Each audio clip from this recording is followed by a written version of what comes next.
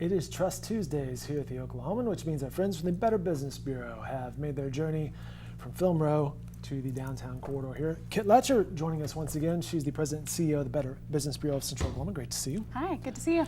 You have been world traveling since we last spoke. Sean Rose, who's also in the studio today, has ably filled in the past couple times. Good to see you both. Thank you. Where all have you been? Alaska, I want to say, maybe? Alaska. Yep. My family spent most of July in Alaska. My husband did a military assignment there. So we all went, did a little working while we were there. Safe travels? It was absolutely fantastic. Very cool. Well, congratulations Thank on you. all that. And how are things back here now that you've made it back? You know, the building's still in one piece and everybody is still there. So I figure that's a win-win. Yeah, that's absolutely. A win. All right, very good. A couple things in the headlines we want to talk about. A little bit of the Equifax stuff of how you can protect yourself, but then also hurricanes and disasters and storms. It's wild. Has been kind of wild lately. So disaster preparedness for both individuals and businesses, and what you can kind of do.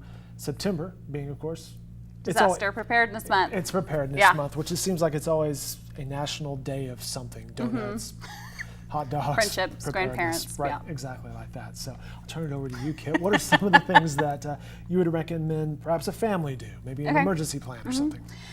You know, the interesting thing about living in Oklahoma is we have all sorts of disasters and you never know what's coming down the pipe. So really being prepared in a variety of different areas is going to serve you well. Okay. And so making a family plan, regardless of wildfires, earthquakes, tornadoes, flooding, ice storms, are all things that happen here in Oklahoma. Or those 5 days in the year when it's actually nice. That's right. What are we going to do on those 5 days? So sitting down with your family, making a plan, making sure that everybody's included in that. So if you have a fire in your home and it's the middle of the night, your kids, your seniors, whoever is in your house knows where to go. So they can make sure that they get there safely, but also so you can practice. Because you don't want to have a situation where you put it together and then it's kind of like other plans where we put it on the shelf and we don't touch it for the next year. Sure. And then everybody's forgotten what we're supposed to be doing. Practice it on a regular basis. Is that still the plan? Are we still supposed to meet on the corner by the tree? Right. You know, that neighbor moved. We don't really like the new one. That's right. Let's go across the street to the other neighbor. That neighbor scares me. I don't want to go over there. Try all these things. Yeah. Something else you guys had sent my way for tips and information, which I thought was a good idea, was creating a list of things that you own, an inventory, if you will. Right. You know, and a lot of people will just take pictures or video of their house, and it's something that you can keep stored off-site. You can put it on a flash drive, so you can keep it in a couple of different areas. Maybe putting it in a safety deposit box would be a really good idea. So that you have that information when you buy something new. If you're buying like a new TV, new computer, making sure that you're updating that information. Also, having some information about what utilities you need to contact. Yeah, and those numbers, like if you need to get something cut off for an emergency, or if you need service started again, or if you notice something with your neighbor, making sure that you have all of that information. And I suppose that would also mean distributing is the word I'm looking for, information to the various people who have connections to your family, daycare, family members. Right. Yeah, absolutely. Well, and so let's say you get into a situation where you've got to evacuate your house, like the people in Florida have experienced recently, making sure you have all of that in a secure location that you can take it with you. It's easy to transport. So having daycare phone numbers, like you mentioned, utility phone numbers, but also emergency contacts for people who live in other states. Gotcha. So it's not programmed into your phone and your phone dies. You might have to use the old pen and paper to put that information out there. How many people's phone numbers do you actually know? Because I'm thinking maybe I know, 3. Yeah. I know my mom's. One might be my own. And maybe a few office numbers. Yeah, and mine. And that's about it, because it's all alphabetical these days. Right, absolutely. And sometimes I have to look it up by picture if I can't remember that person's name. We were chatting with Kitt Letcher. She's the president and CEO of the Better Business Bureau of Central Oklahoma. As I drop the back of the mic off the back of the set here, you can find more information on their website, bbb.org/Oklahoma City. So we mentioned that, a list of some of the vulnerabilities and things you should do. And I suppose perhaps there's a different plan for different emergencies. There are, absolutely.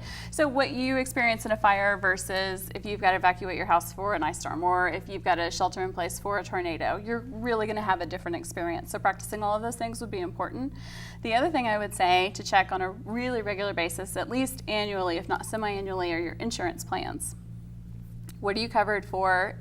What damage has to occur for that plan to be in place or for you to be able to utilize it? Having the information for your insurance company, so if your phone dies, again, you can call them and you know who to talk to, what plans you should be able to use, so that if you do get into a situation, and it could really be any variety of situations, you know what your backup is going to be.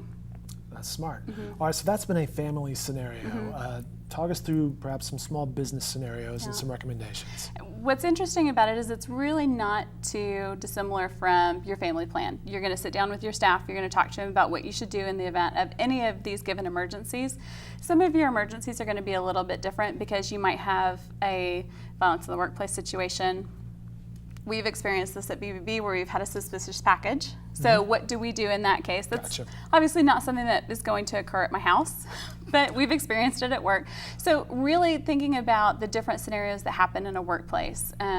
Bomb threats, fires, earthquakes, tornadoes, the same natural disasters that you would expect just living here in Oklahoma. Does everybody know where they're supposed to go? Making sure that it's written down, but also making sure that it's available in a lot of different places. You'll see businesses that actually put up their disaster plan in a conference space where maybe they have guests in their building, and that's smart. Those guests need to know where to go in case of a fire or a bomb threat, making sure it's readily available so they can also be part of your plan. The business continuity plan. Yeah. It's a good idea. I know we've kind of revamped ours lately of what's a good off-site location that would still have things like Wi-Fi, the things that we would need to do to continue doing media stuff. Right, absolutely. Well, and who do you contact once you get out of the building? For us, we're a nonprofit organization, so having a list of our board of directors is a really important thing for us to continue to have. Media partners that we have, so that if something happens to our building or to our staff, a lot of times we end up contacting the media about that. So all of those different things. Maybe that's not something that applies to your business and you have to contact the Red Cross or the fire, police. Sometimes whenever those disasters occur, like the suspicious package would be a good example, we didn't call 911, we actually called our local fire department, which was a completely separate number. And we had to look it up the first time it happened so that we had it on hand. Sure. Interesting stuff. Let me ask you this, the Equifax thing where you have your data stored, you think it's secure, the company kind of fumbles it, maybe, maybe not. What do you recommend to people? What does the Better Business Bureau perhaps advise people to do with their personal information, aside from just be as careful with it as possible? Well, and that's the really difficult part about what happened with Equifax is we trust them to take care of our information. And it just goes to show that a hack and a data breach can really happen to anybody. So making sure on a couple different levels as a business owner that you are continuing to monitor the safety and security of the information you're given from your consumers or vendors that you work with, so that if a data breach happens, you can shut it down really quickly and not have to notify them 6 months later that you found out about it.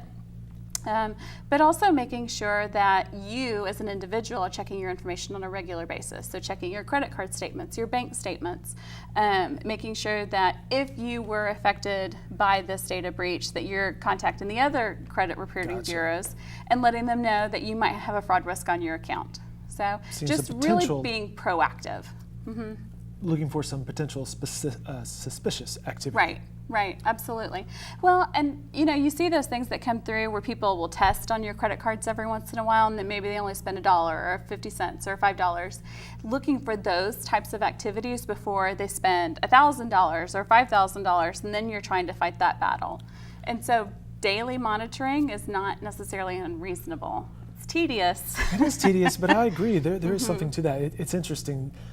Sometimes you look at your bank account and you're like, what is that purchase? Because it says it's something random. It's a weird code. Yeah, and maybe it's all numbers. It doesn't make sense. Then you realize, okay, that's the parent company, the place I was just at and bought the thing. And that, right. That makes or sense. It's the actual online company to where I bought. Right.